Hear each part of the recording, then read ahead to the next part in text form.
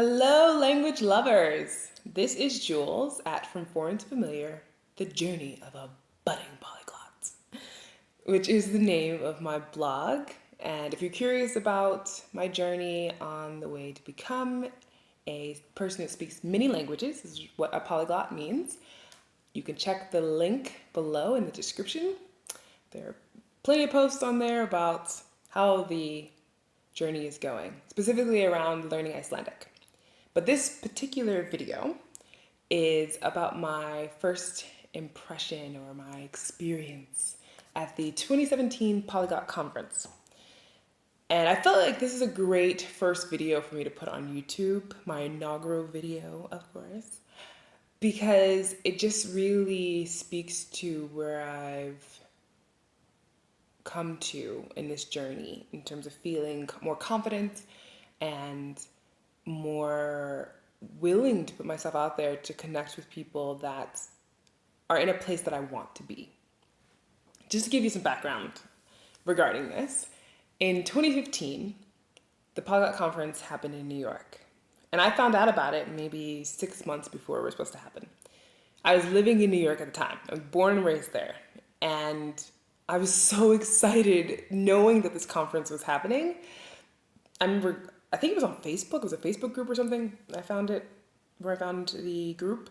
And I contacted Ellen Joven, and she was super sweet. And I think she was one of the main conference organizers for the New York event. She's also a New Yorker, or at least she's a New Yorker. I think she's been living in New York quite a while, even though she's originally from California. And I just was bursting with love and light and happiness and all those things you feel when you're thinking that this just makes sense. I'm so excited that they have this type of conference and these people who I want to be around, I want to learn from, I want to just hear them speak in many languages. I also want to be able to speak in many languages, but just knowing they exist and want to be together to connect and share was really, really resonated with me.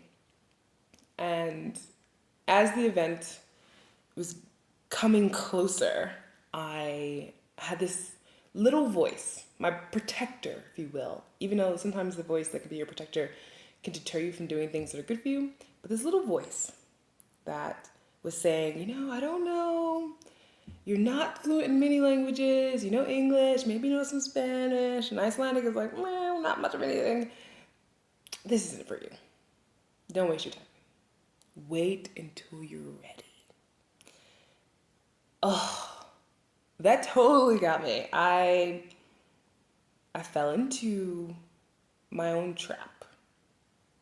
The self-doubt, the insecurity, just thinking that I wasn't meant to be there. I wasn't ready to be around these people as if they were these exotic aliens or something, or beings that were just up here and I was just down there. I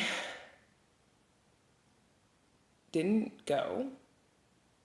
And I don't want to say that I regretted it because I felt really secure in the decision that I made at the time. But then later, as I started to think about it, I of course thought to myself, I'm probably being a little hard on my progress, and it would be great to give myself a chance in the future to go and do this. And lo and behold, I moved to Iceland. Of all the places, I moved to Iceland. And of course, Iceland is now like the hottest thing on the map, at least one of them, and one of the places in this world that everyone's talking about. But I ended up moving here because my husband is Icelandic, and the conference it's announced that the conference will be here in 2017. And I'm just like, okay, this is not a coincidence. I'm supposed to be going to this damn conference, and I'm going. And I was quite confident about it for a long time, until again, the conference was drawing closer, and all of a sudden I'm just like, oh, shit. My Icelandic is still not there yet. I haven't really been working on my Spanish like I planned to. Maybe I shouldn't go. It's such an easy thing for your body, for your mind to want to protect you, this little voice, because it doesn't want you to be disappointed, doesn't want you to be embarrassed, but it's a defense mechanism that was holding me back from just existing, being a living organism, interacting with other living organisms that I have something in common with. And that was intense. And thankfully, I'd encountered this voice before. And people who know me, who have at least had the opportunity to interact with me on many different occasions, would know that I'm usually not the person to go like to something. I'm like, all right, let's just do it. Let's just go for it. And so it surprised me, and probably some others as well that I've been talking to this about, that I was so insecure regarding this conference.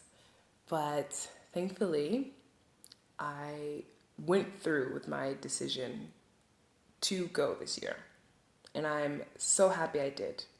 And I'll tell you why it made such a difference to me that I went. Number one, just pushing through and doing something that put me outside of my comfort zone. That alone, I think, was really helpful. But also, when I got to the conference, I was super tense, like my shoulders up to here, and I was just like looking around like, I don't really want to talk to anybody, because what if they test me on my language skills, right? Like, it's just like, it's just not an exam, but that's how my brain was just kept trying to come up with scenarios of how it could be awful, so just don't do it. And I got there and didn't talk to that many people. I was on my phone, doing Instagram stuff, but I wasn't my normal social self. And I think that was so difficult because I could feel it, I could sense it about myself, and I was aware of it, but I wasn't doing much to change it. When we sat down for the introduction to the conference, the organizers, Richard Simcott and Alex Rawlings, they, of course, introduced themselves, the conference, and a few minutes into speaking, Richard made an important announcement. At least it was very important to me.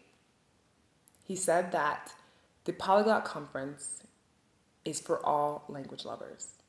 Language lovers, language appreciators, whatever you want to call it. And it didn't matter if you spoke one language, 3, 7, 50, whatever. If you loved languages and wanted to connect with people about that, you're in the right place. And seriously, my shoulders have been up here, because I take a lot of stress on my shoulders. They just like slowly started coming down. And a lot of my stress was melting away. And that's the biggest thing I remember from the conference, meaning like it left in my mind a mark. It's a positive, beautiful mark because I felt included. And I know that many other people felt included in this conference. And of course, yeah, there are hyper-polyglots that are there who love to, and they want to, and they should, connect with each other about the topic of languages they could speak and just conversing in them. But there were also many people that I met who were initially unsure if they should come because they thought, well, there's many other people who speak languages fluently, and I'm not that person, but, I really love languages. No. I encountered other people like that. And hearing him say this in the beginning set the tone for the conference. It's inclusive, it's a positive environment, it's about your passion, your enthusiasm. You're just wanting to connect and share. And sometimes you might be talking about things that have nothing to do with languages, but still, like, your culture and your upbringing, all these things that help to mold an individual come out whenever you're in situations like this, because it is such a welcoming place that you can be yourself. And I just really loved that. And I'm thankful to the organizers, to Richard and all the other people involved, for setting that type of environment up for people to come into and feel welcomed, no matter their level of polyglottery, if you will. So during the conference, I enjoyed a lot of the presentations, and I did meet a lot more people, and I wasn't as tense. Definitely not my normal self still, but just more of a relaxed, tense Jules, if you will.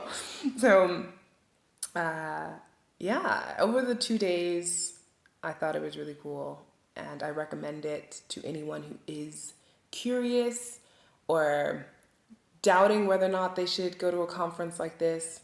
I think in general, though, if you're have this desire to learn something, to do something, to go in a place where there are many other people who might be more advanced than you, just do it. Don't wait for the motivation to do it.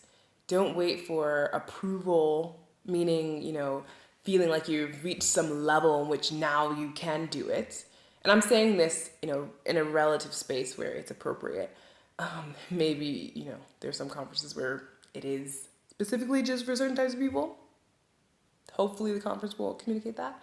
But in this situation, that was not the case. And you could learn from just being in the environment that it's more about your journey and being positive and sharing what it is that you enjoy doing, whether it's just being around, maybe you just enjoy being around other people who love languages, or maybe you have a passion for languages that are spoken by a small amount of people. Whatever it is, there's just so many different types of things that you can enjoy at this type of place. So regardless of what it is, I'm just encouraging you to not let that voice that is trying to protect you in some way to deter you from existing, enjoying your life, and just going out there and being inspired by the actions that you take. And that's my motto, I guess, now for even learning Icelandic, which some people might consider as your second language to be masochism, if you're learning it. But I don't disagree, just to be honest. But I do enjoy learning it, and I think it's really fun most of the time. Anyway, the next Polyglot Conference will be in Slovenia. So maybe I'll see you there if you're one of those people who would love to go. I live in Europe now, so I'm hoping that getting there won't be that difficult. But regardless, I'm just proud of myself for taking this step. And I'm proud of you if you're taking that step, because it is something that's worth celebrating. And you might get to your end goal, whatever that is, but please just appreciate the journey itself. Thank you for listening, and sjáumst fljótlega. Bless, bless.